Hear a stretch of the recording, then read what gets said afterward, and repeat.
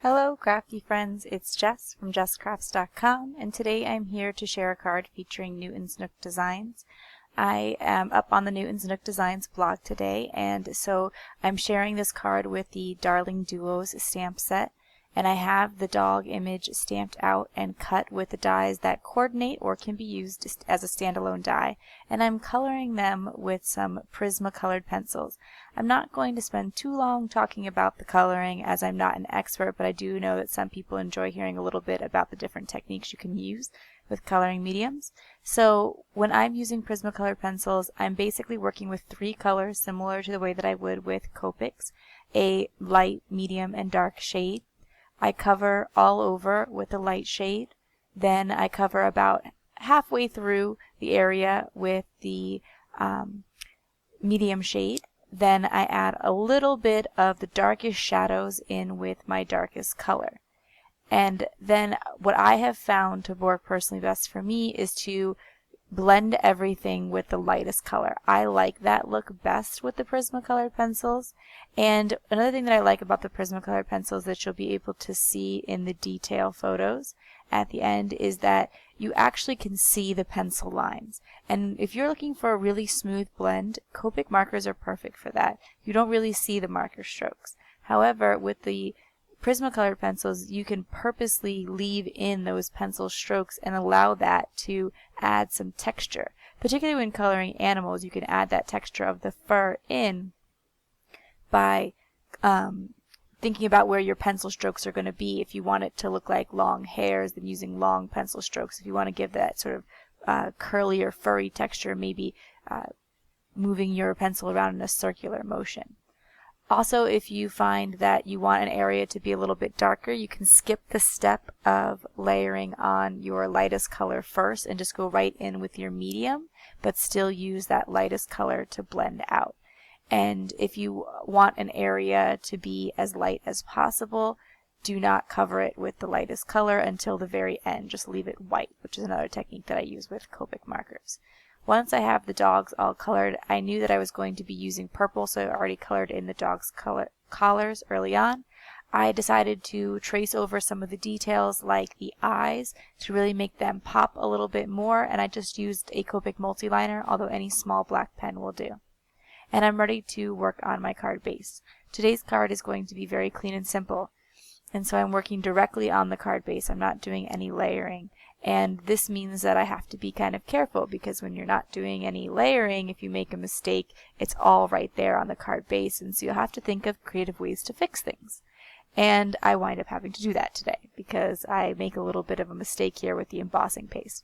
But what I'm doing is taping a stencil over my card base, and I'm using some Dreamweaver embossing paste. If you find embossing paste to be kind of expensive, you can certainly use spackling, and I've used that in the past with great results, but I got a deal on the embossing paste and wanted to give it a try. There is a slight difference, but the spackling works great as well. And one of the reasons that I like to have my distress reinkers, besides the fact that I use my distress inks constantly, is they are great for coloring in mediums like embossing paste. So there I took a Wilted Violet Distress Reinker and used it to color the embossing paste, and now I'm going to scrape it through the stencil. I am pretty generous in terms of using tape when working with stencils because I really, especially with something like a thick medium like embossing paste, because I really want the embossing paste to stay exactly where I want it. I don't want it to go underneath the stencil. I want a really clean look, and the way to help it do that is to lay your stencil down really flush and really securely, so that nothing can sort of seep under it. And I also usually tape my cardstock to my Ranger craft sheet so that it doesn't move about on my table.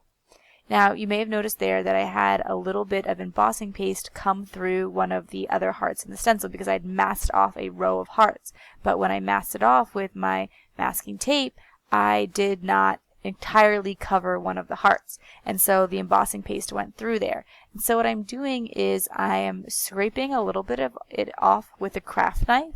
However, that purple is still staining the card, so I'm coming in with a Tombow sand eraser, which is like really fine sandpaper, but it's a little bit more controlled because it's in an eraser form as opposed to the paper form, which I find a little bit harder to work with.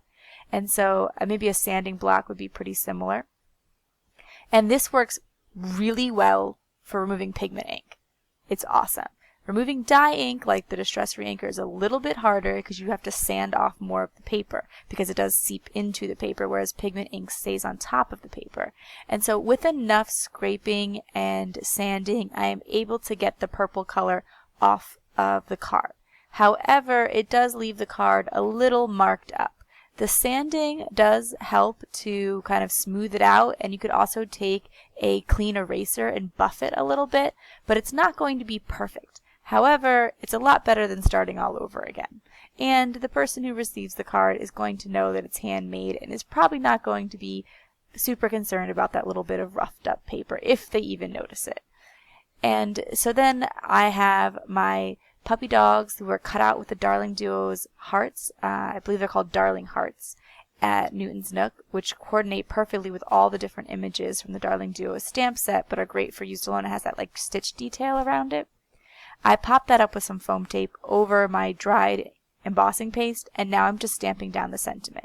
You saw that I tested my sentiment on a piece of scrap paper before I brought it to my card because I did want to make sure I liked the spacing, as again I'm stamping directly onto my card base, so if I make a mistake I can't fix it. You could also use something like a MISTI tool, which allows you to stamp again, or if you stamp carefully you can stamp twice. And then I felt like there was a little bit of extra room in the sentiment, so I just stamped one of the hearts from the stamp set. So there you can see the little bit of dimension that the embossing paste adds, and that really thin foam tape that I used as well. Because this is a clean and simple card, I do sometimes like to just add a little bit of the rounded edges to finish it off, and that's going to be it for my card today. If you like this video, please give it a thumbs up. If you're interested in more crafting tutorials, especially featuring Newton's Nook designs, be sure to subscribe to my channel as I share cards with those stamps regularly. This has been one of my favorite releases from Newton's Nook Designs, and I was curious if you guys had ordered any of the stamp sets and let me know which one is your favorite or what you plan to do with them. You can also find me on social media, and I left my links in the video description below, including a link to my Facebook group, Critter Loving Paper Crafters, as well as the brand new Newton's Nook Facebook group where you can share your creations. Thanks for watching. Bye.